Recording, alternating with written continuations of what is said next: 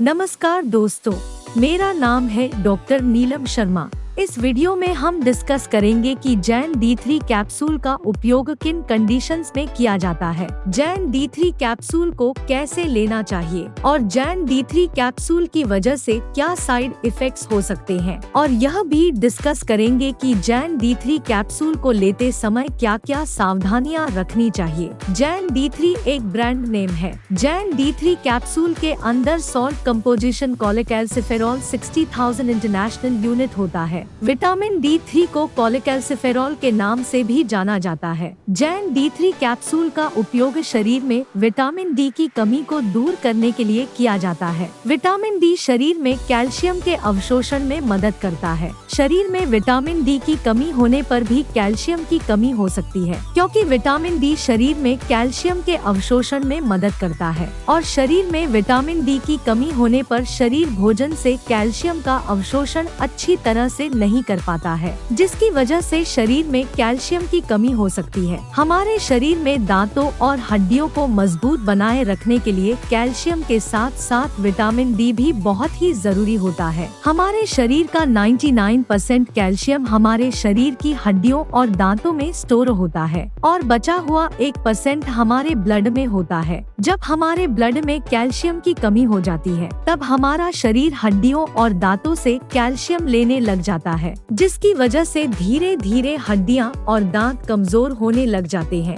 हड्डियां कमजोर होने की वजह से हड्डियों में हल्की सी चोट या गिरने की वजह से भी फ्रैक्चर हो सकता है। कैल्शियम और विटामिन D की कमी की वजह से दांतों की जड़ें कमजोर हो जाती है और दांत भंगुर होकर टूटने लगते हैं, और छोटे बच्चों में कैल्शियम की कमी होने पर उनके दांतों को निकलने में देरी हो सकती है या लंबा समय लग सकता है। बच्चों में कैल्शियम की कमी लंबे समय तक रहने पर उनकी हाइट भी कम रह सकती है, और शरीर में कैल्शियम और विटामिन D की कमी होने पर शरीर की हड्डियों और जोड़ों में दर्द रहने की समस्या भी हो सकती है। इसके अलावा ऑस्टियोमालेसिया होने पर, ऑस्टियोपोरोसिस होने पर या बच्चों में रिकेट्स होने पर भी डॉक्टर जैन D3 कैप्सूल को लेने की सलाह दे सकता है। रिकेट्स होने पर बच्चों की हड्डियां कमजोर होकर टेढ़ी मेढ़ी हो जाती है और ऑस्टियोमालेसिया होने पर हड्डियां कमजोर हो जाती है और शरीर के जोड़ों, हड्डियों व मांसपेशियों में दर्द रहने की समस्या हो जाती है।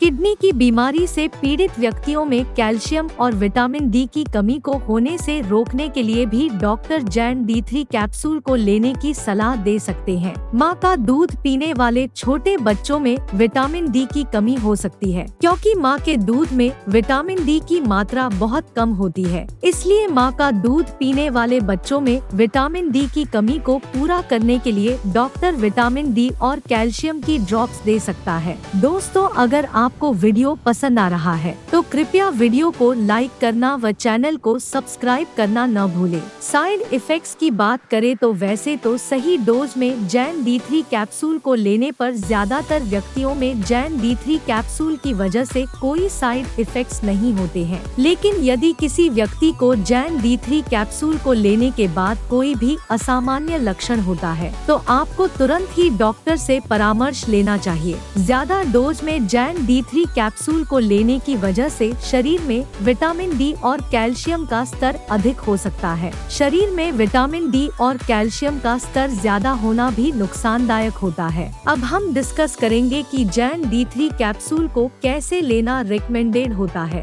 जैन D3 कैप्सूल को खाना खाने से पहले भी लिया जा सकता है और खाना खाने के बाद भी लिया जा सकता है। जैन D3 कैप्सूल को दूध या पानी के साथ लिया जा सकता है, लेकिन जैन D3 कैप्सूल को शाम के समय दूध के साथ लेना ज्यादा अच्छा होता है। आमतौर पर 12 साल से अधिक उम्र के ज्यादातर व्यक्तियों को डॉक्टर जैन D3 कैप्सूल को सप्ताह में केवल एक बार ही लेने की सलाह देते हैं और 8 सप्ताह तक लगातार लेने की सलाह दे सकते हैं, और 8 सप्ताह बाद डॉक्टर जैन D3 कैप्सूल को महीने में केवल एक बार ही लेने की सलाह देते हैं और 6 महीने तक लगातार लेने की सलाह दे सकते हैं। जैन D3 कैप्सूल की डोज उम्र, शरीर के वजन और बीमारी की गंभीरता के आधार पर कुछ व्यक्तियों में इससे अलग भी हो सकती है। इसलिए आपको जैन D3 कैप्सूल को आपके डॉक्टर द्वारा बताई गई डोज में ही लेना चाहिए। अब हम डिस्कस करेंगे कि जैन D3 कैप्सूल को लेते समय क्या क्या सावधानियां रखनी चाहिए। जैन D3 कैप्सूल को लेने के बाद यदि आप लेबोरेटरी में कोलेस्ट्रॉल की जांच करवाते हैं तो कोलेस्ट्रॉल टेस्ट के परिणाम प्रभावित हो सकते हैं। प्रेग्नेंट महिलाओं और स्तनपान करा रही महिलाओं के लिए ज्यादा हाई डोज में विटामिन डी को लेना रिकमेंडेड नहीं है। इसलिए जरूरत पड़ने पर डॉक्टर प्रेग्नेंट महिलाओं और स्तनपान करा रही महिलाओं को कम डोज में विटामिन डी के सप्लीमेंट्स लेने की सलाह दे सकता है।